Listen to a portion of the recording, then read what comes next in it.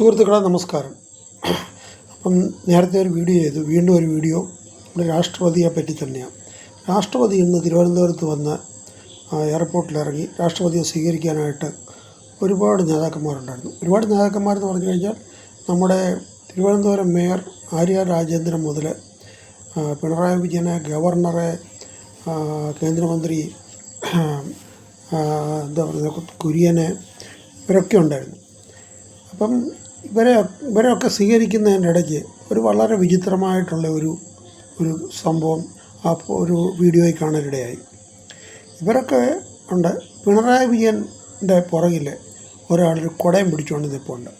അതിനെപ്പറ്റി ആ കുട പിടിച്ച ഉദ്യോഗസ്ഥന് ചിലപ്പോൾ ഇനിയും വലിയ പ്രമോഷനൊക്കെ കിട്ടുമായിരിക്കും. വേറെ ആർക്കും കുടയില്ല, പിണറായി വിജയൻ്റെ പുറകിൽ ഒരാൾ കുടയും പിടിച്ചു നിൽക്കുന്നു. അപ്പോൾ അതിനെപ്പറ്റി ഇന്ന് ഒത്തിരി ട്രോളുകളൊക്കെ ഉണ്ട്. അല്പന അർദ്ധരാത്രിക്ക് ഐശ്വര്യം വന്നാൽ കുട പിടിക്കും എന്നൊക്കെയുള്ള പല നമുക്കൊക്കെ അറിയാവുന്ന കാര്യങ്ങളൊക്കെയാണ്. അപ്പോൾ ഇത് ഇന്ന് ഒത്തിരി ട്രോളായിട്ടുള്ള സംഭവം.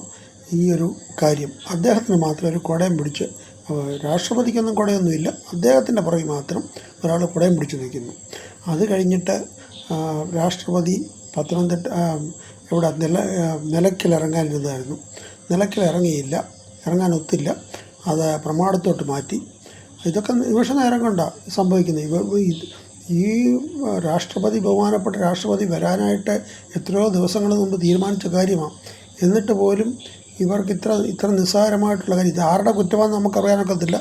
ചിലപ്പം സ്റ്റേറ്റ് ഗവൺമെൻറ്റിൻ്റെ കുറ്റം തന്നെ അല്ലായിരിക്കും, രാഷ്ട്രപതിയുടെ സുരക്ഷാ ഉദ്യോഗസ്ഥന്മാരുടെയും കുറ്റം കാണും. അവർ നേരത്തെ ഇതൊക്കെ കരുതി വെക്കേണ്ടതായിരുന്നു. പക്ഷേ അവരൊരു കരുതലും നടത്തിയില്ല. ഒരിടത്ത് മാത്രം നമ്മുടെ മുമ്പിൽ എത്രയോ അനുഭവങ്ങൾ കിടക്കുന്നു. ആന്ധ്രാപ്രദേശിൻ്റെ മുൻ മുഖ്യമന്ത്രിയായിരുന്ന ചന്ദ്രശേഖർ റെഡ്ഡി ഒരു ഹെലികോപ്റ്റർ അപകടത്തിലാണ് മരിച്ചു.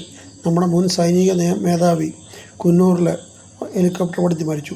ഇതൊക്കെ മുന്നിൽ കണ്ടുകൊണ്ട് ഇങ്ങനെയൊക്കെയുള്ള സന്ദർഭത്തിൽ, തുലാവർഷമൊക്കെ ഇവിടെ മഴയൊക്കെ നടക്കുന്ന ഒരു സന്ദർഭത്തിൽ ഒരു സംവിധാനം ഒരുക്കി വെക്കേണ്ട കടമ ഇവർക്കൊക്കെ ഉണ്ടായിരുന്നു. അത് ആർക്കായാലും, രാഷ്ട്രപതിയുടെ സുരക്ഷാ ചുമതലയുള്ളത് ആർക്കാണെങ്കിലും അവർക്കുണ്ടായിരുന്നു.